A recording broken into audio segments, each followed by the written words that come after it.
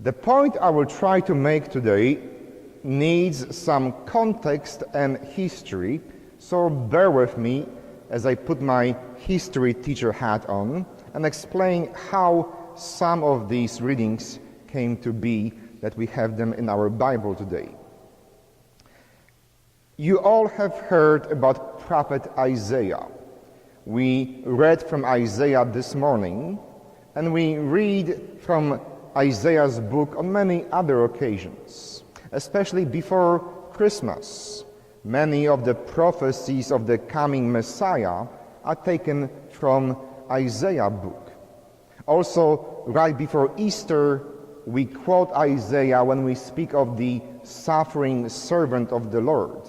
It's also from Isaiah. But what many people don't realize is that there actually were 3 Isaiahs.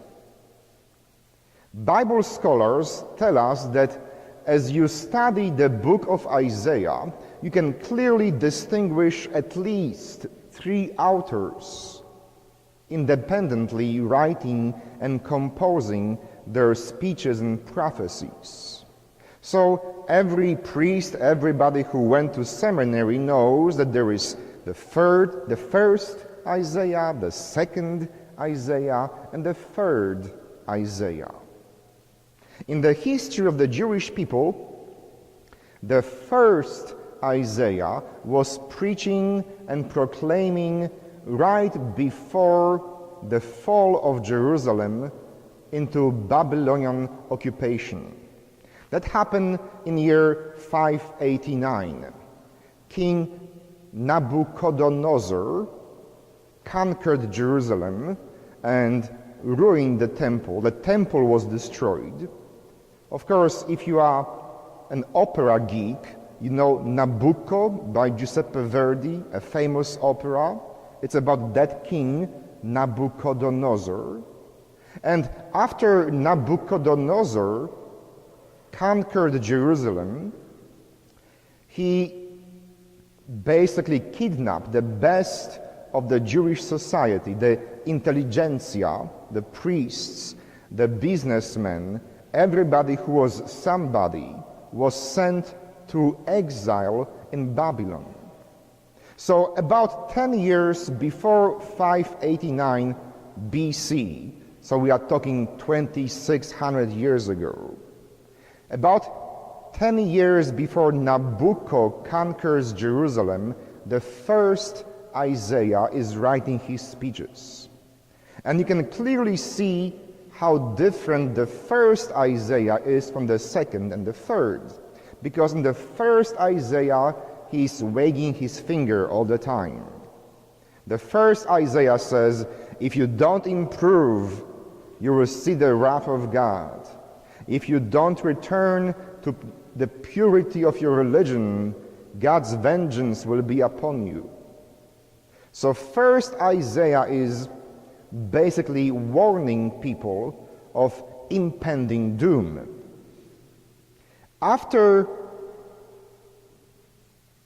most of the Jewish citizens of Jerusalem were exiled to Babylon, the second Isaiah picks up the mantle. And the second Isaiah is very optimistic, is a hope-giving voice. The second Isaiah says, do not cry all the time. Lift up your eyes, for your salvation is coming. The time of your trial will come to an end. The second Isaiah writes his speeches while Jews are in Babylon, in exile. He is full of hope, full of optimism. He is meaning to lift up the spirits of the people. And then in year 539, Persia conquered Babylon, and Persian king Cyrus decided to let all the kidnapped exiles go home. And so in 539, King Cyrus allows Jewish exiles, refugees, to return to Jerusalem. And after they return to Jerusalem, the third Isaiah is composing his prophecies and his speeches. And again, a very distinct style of writing and a different focus, different subject in the third Isaiah. Today's reading is taken from the third Isaiah. It's not the first, before the exile. It's not the second, during the exile.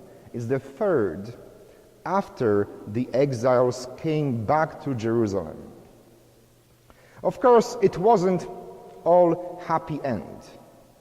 When the people returned, or their descendants, about 50 plus years in the exile, when they returned to Jerusalem, Jerusalem was not what they remembered.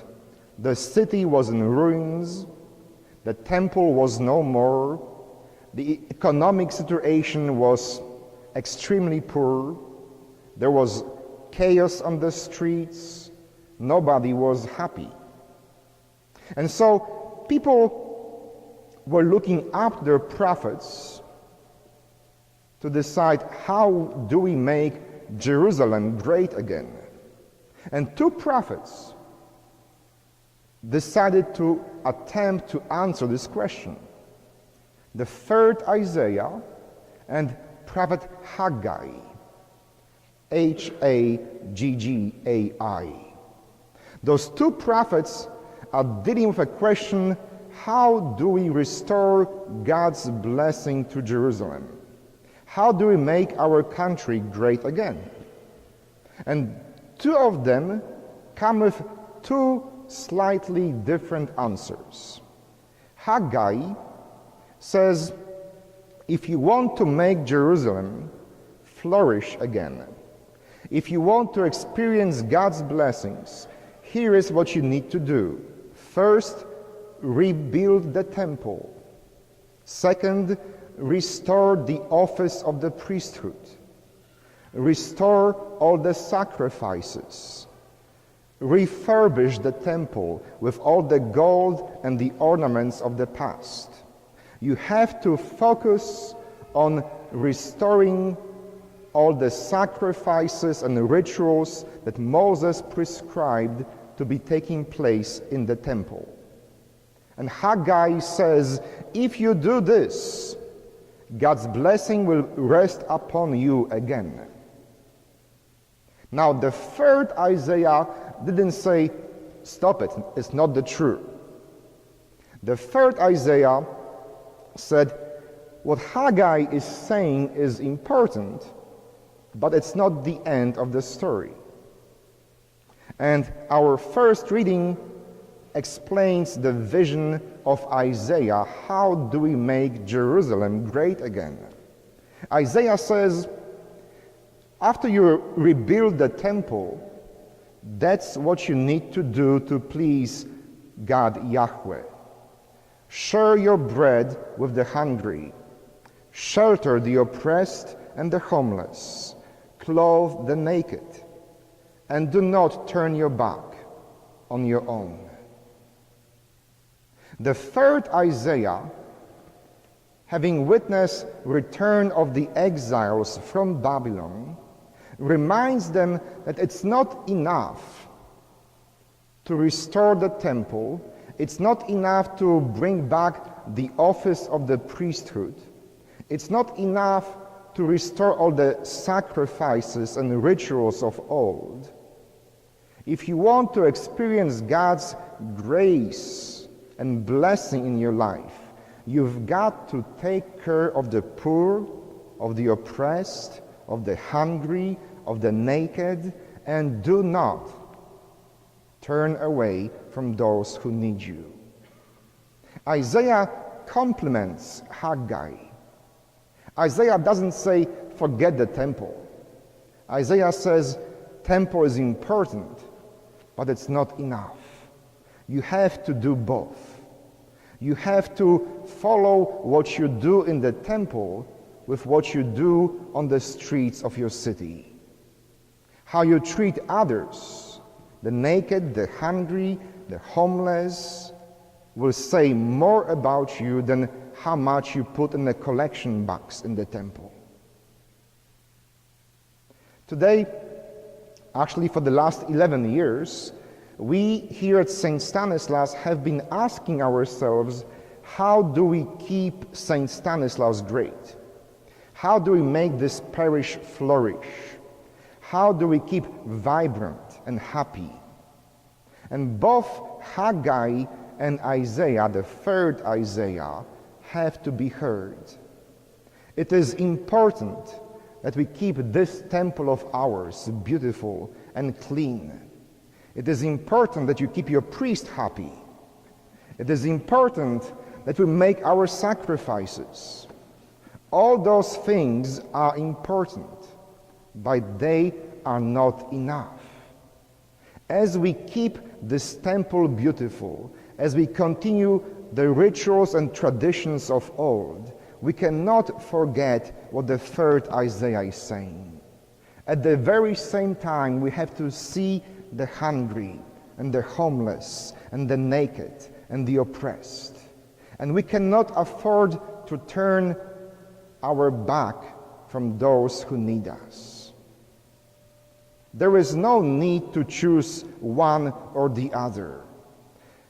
Today, politicians would convince you that you cannot follow Haggai and Isaiah at the same time.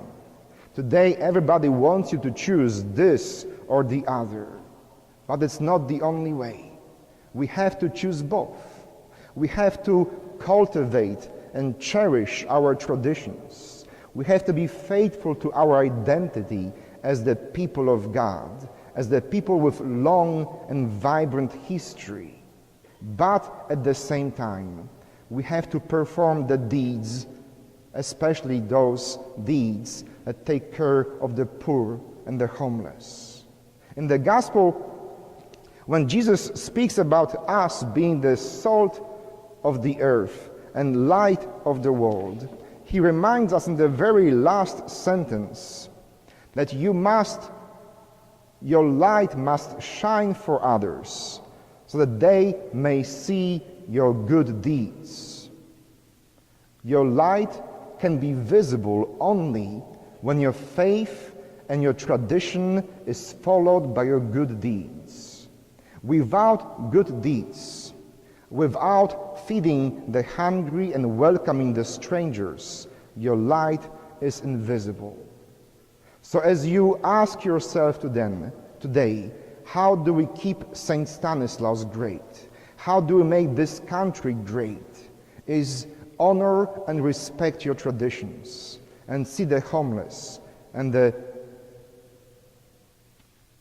oppressed at your door. Amen.